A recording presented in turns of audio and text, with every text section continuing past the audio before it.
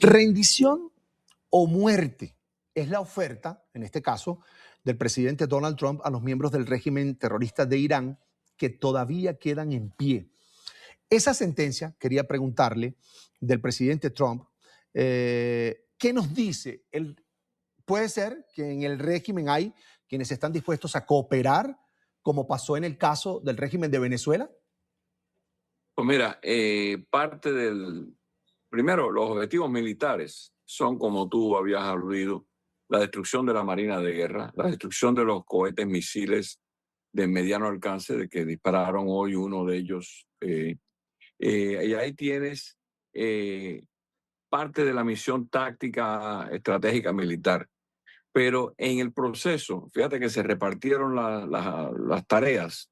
Israel mayormente se enfocó en el liderazgo mientras los Estados Unidos atacó los sistemas antiaéreos, las bases navales, las bases de misiles, que por cierto ya ayer y hoy empezaron a dispararle a los bunkers y a las ciudades de drones, ciudades de misiles que tienen ellos.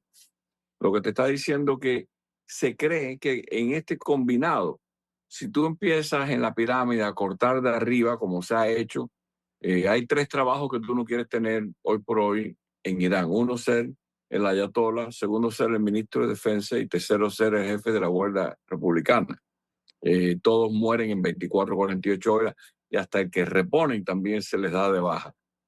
Lo que te dice es que hay posibilidad. Mira, entre los 5 individuos que habían identificado como sucesores del ayatollah Khamenei, se encontraba el expresidente Rouhani, que fue el que hizo el tratado con el presidente Obama, considerado un moderado. Así que ese hubiese sido un candidato que, si tú empiezas a destruir todo el poder de, ¿cómo se llama?, de Irán, pudiera a lo mejor él consolidar algún tipo de pragmáticos, que los hay bastante. El nieto del ayatollah Khomeini, el fundador de la República Islámica, también se consideraba un moderado, un muchacho que tampoco estaba en la estrategia. El mismo hijo de Khamenei no era uno de los más principales, pero ya Trump lo descartó como un individuo porque era de la línea de los duros. Así que si tú llegas a seguir decimando el poder militar, el poder político y teológico, hasta que llegas al nivel donde 2 o 3 de estos pragmáticos estén dispuestos a consolidar algún tipo de gobierno más representativo. Acuérdate que en Irán ocurre como en Venezuela. Muchos partidos de oposición son vetados los candidatos, que no pueden ir ni siquiera a la elección. Así que si llegase a ese poder, a ese punto, que por eso que viene la amenaza, que o se rinden totalmente o te vamos a buscar, te vamos a matar. Y ahí es donde ¿qué va a tardar eso? Puede tardar días, semanas. Sabemos que todo tiene una implicación tremenda en cuanto al costo del petróleo. Ya está el barril sobre los $90. Empezamos en menos de 80, 83, 84, 86, ya estamos sobre 90. Así que eso es lo que el mundo está mirando. Hay gente que está diciendo que a lo mejor en el Medio Oriente varios países tienen que aguantar la producción por unos días por el miedo a este vuelo de misil, con todo, y que hemos visto ¿cómo se llama? Una mermación tremenda. 62% de los misiles que estaban disparando iraní subsidiaron a la ley de 3 días por el ataque tan severo. Y como dijo el secretario Hegseth y el presidente, lo peor está por venir. O sea, que van a continuar concentrándose en bombardear estas instalaciones. Y si tú le quitas ese elemento de terrorismo que tiene Irán, o sea, que puede amenazar el Medio Oriente, las producciones petroleras en varios de los países del Golfo, entonces es como quitarle las pezuñas y los dientes a un gato. Y ahí lo que quedaría es lidiar con la cúpula del poder, porque sí tienen una milicia de 160,000 en la Guardia Republicana, sí tienen un ejército de 360,000. Pero la forma que tú lidias con esas masas y esos grupos es quitándole el poder, quitando el dinero, el acceso a dinero. El presidente también habló de la reconstrucción, que está muy dispuesto, encontrando pragmáticos encontrando gente como se está haciendo en Venezuela, que ahí te contesta parcialmente la pregunta, se podría lidiar con alguien en el poder electo por el pueblo, alguien que sea más moderado para reconstituir el país. Coronel, años de inteligencia permitieron a dos aliados importantes, Estados Unidos e Israel, tener a un régimen terrorista como este, como el de Irán, contra las cuerdas.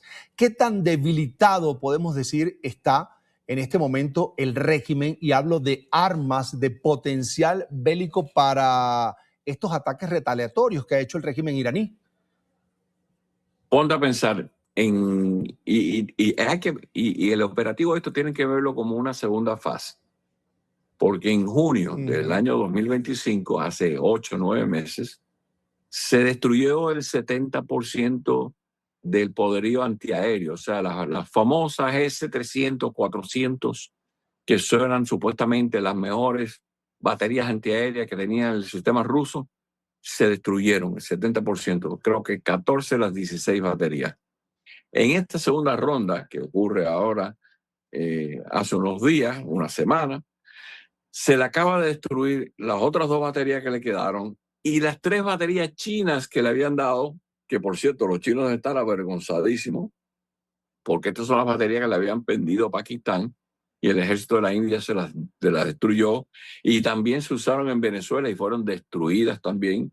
Y ya es el tercer incidente que estamos hablando en menos de un año donde las baterías chinas no probaron ser ni siquiera eficientes.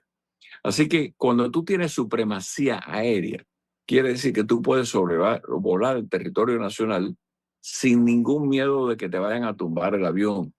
Y ahí te da mejor precisión, te da más tiempo, time over target, más tiempo sobre el objetivo para ir a pescar. Y como los topos, cada vez que saca un misil de un túnel de eso, habrá un dron que está vigilando y le dispara un misil y le destruye el misil antes que lo pueda disparar. Pero el propósito de estos próximos días será con bombas Bunker Buster, el B-2, el bombardero famoso que atacó a los 3 lugares de Natanz, Fordo y Safán para destruir la producción del material de enriquecimiento. Se pueden usar en estas ciudades enormes que tienen ellos, que están muy bien identificadas y que también fueron objetivos en junio del año pasado. O sea, por eso te digo, la gente piensa que esto es una cosa aislada. No, esto hay que verlo como parte de una segunda visita al mismo objetivo. Y al tú acabar de destruirle o poner inaccesible, supongo que tú tengas 3.000 misiles en una ciudad de esta y le destruyen las entradas a los búnkers, le destruye varios pasajes, o sea, que no puedan tener acceso a esos misiles, ya eso es un éxito.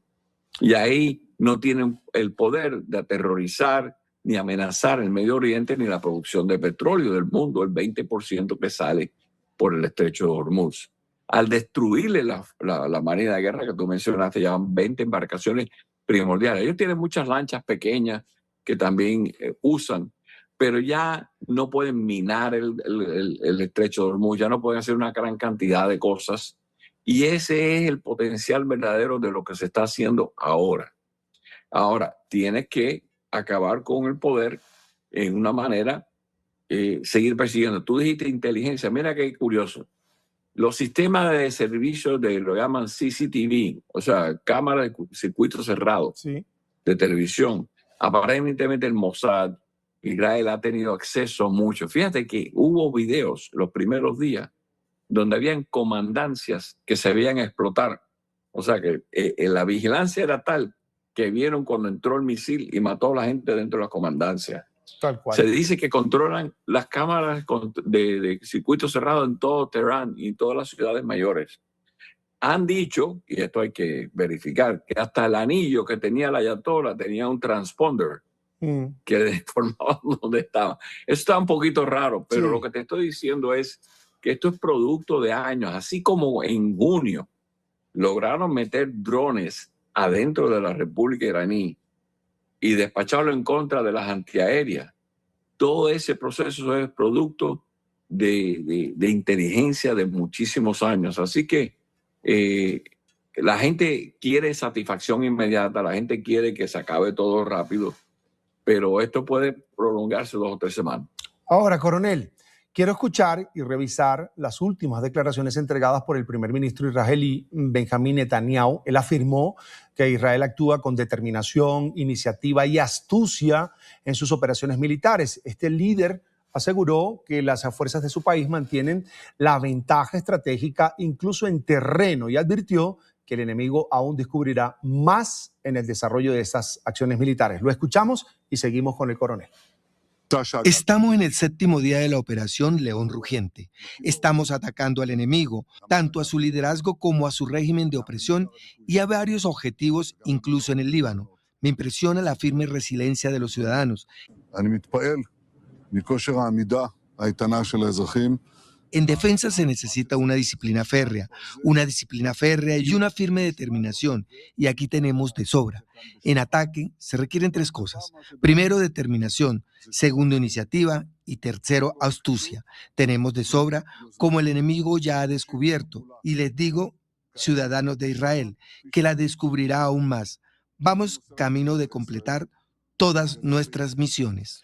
Coronel, usted ya decía, tenía algunos comentarios sobre las defensas antiaéreas de Irán y yo debo confesar que cuando ocurrió lo que ocurrió hace 8 meses, como usted decía, en el año 2025, que fue el ataque a esos centros de desarrollo de armas nucleares de Irán, allí en territorio iraní, que fue un ataque también ejecutado por Estados Unidos con la ayuda de Israel, yo esperaba una respuesta mucho más grande. Siempre nos vendieron a Irán como un régimen realmente peligroso, que lo es, pero se quedó mermado desde aquel ataque y vamos por el mismo camino.